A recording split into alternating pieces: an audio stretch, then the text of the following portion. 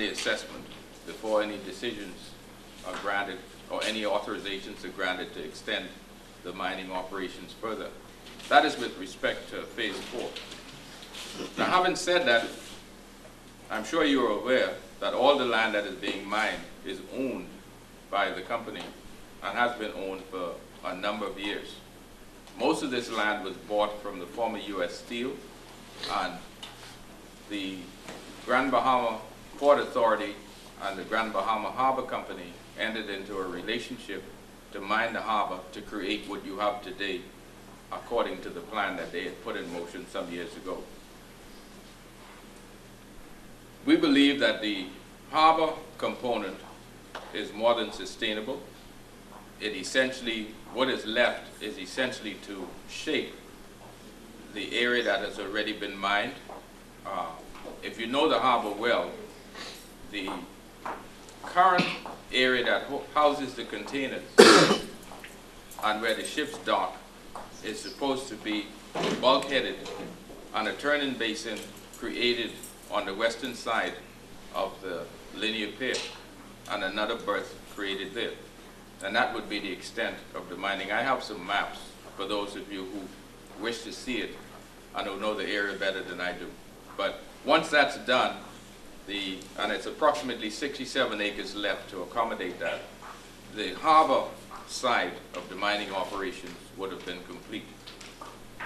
The question then is whether or not rock mining is the main focus of the remaining plan. We won't know the answer to any of that until we've completed the assessment. The assessments generally take 30 days, and so I'm not promising to come back to Grand Bahama to have a big meeting before Christmas. I don't think we'll have any mining crossing the Warren J. Labarty Highway before Christmas. And so we'll come and meet with you at a time mutually agreed, and it won't be 5:30 on a Friday afternoon. We'll come at a time good for you. I asked your member of parliament if she would agree to accommodate the meeting tonight. We were here, we were scheduled to go back today, and I said, well, since we are going to be here, let's see what we could do to at least begin the process of sharing the information. But when we come, we'll have members of the environmental team with us, we'll have members of the BEST Commission, and we'll have the full billboard of what the harbor company proposes to do, what has been requested, and then you can respond accordingly to that. Tonight, what I'd really like to hear very much is the kind of issues you've had and any concerns you have, so that as we look at the environmental impact assessment, as we explore the way forward, we can take into account, to the extent possible, the current concerns and any future concerns you have. I didn't come really prepared to give a speech, so thank you for listening to me. If you want, I can share the map with you. I'll take any questions you may have. 1 second, please. Just as a matter of information for those of you who are here, I'd just like to thank you for coming again. But before you start, I want you to know who's here, so that in case you might ask questions that may pertain to them or their ministries. I'm sure they're not here to answer any of these questions, but at least they'll be here for a moment to hear some of your concerns. Along in our room with us, which has been mentioned before, is Minister Kenneth Russell, from Member of Parliament for the High Rock constituency. He's also the Minister of Works. Housing, sorry. Minister of Housing.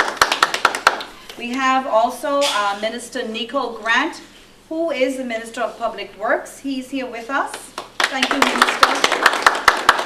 We have Senator Catherine Smith, who is also responsible for the Office of the Prime Minister as a permanent secretary in the office. Thank you, Senator Smith. From the shipyard, we've invited Mr. Deveaux. Thank you, sir, for coming. Mr. Joseph Deveaux. We have from VOPAC, Reverend Jeff Hollinsworth. Thank you, sir, for coming. And I believe I've covered some persons who maybe I might have left off anyone. Please forgive me. Members from the Concerned Citizens are here. I believe Mr. Williams is the chairman of that board. And so all of you who are here, we just want to thank you for coming, and please know that your questions will be dealt with in a timely manner. Thank you again. Now, open for any questions to the minister. Just before we open, I'm going to send this around. I really would like it back. The first sheet is a cover sheet from the environmental report, but it shows the best picture we have of the harbor in its approximate current state. The second sheet shows the conceptual plan that Bahama Rock has advanced for the future extent of the mining activities. The third sheet shows Area 3 and Area 4, and they're marked. When you get it in your hand, you'll see them. Area 3 is approximately the area where the turn-in basin for the expanded berthing for the ship would be, and that would be the extent of the completion of the harbor as the Freeport Harbor Company sees it. And this map really is an overhead photo of the area with some of the monitor wells to give you an idea of how the area looked years ago. And this final map is the area where the particular topography is described, where the fresh water is, where the mangroves are, and where the pineland and coppice is. And you'll see it when you get it in your hand, a small yellow line. And that area within the small yellow line and the road is what you will understand to be Area 4. And that's the area under question for the future expansion of the mining activities. I'll be happy to answer your questions, but just so that you have in your head what I have in mind, we'll circulate the paperwork, but please make sure I get them back. And Ken, I don't mind a little help with my geography tonight.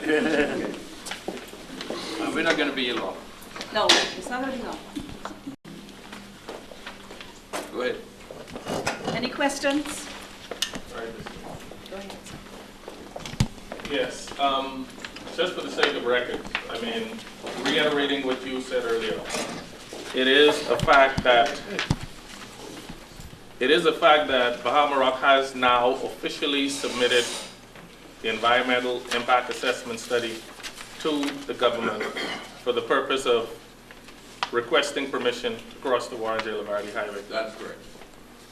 Okay, and understanding the sensitive nature of the work that has been done by Bahama Rock for the Freeport Harbor and the container port and so on, the expansion across the Warren J. Lavardi, what's the connection between the expansion across the Warren J. Lavardi Highway and the expansion of the Freeport Harbor?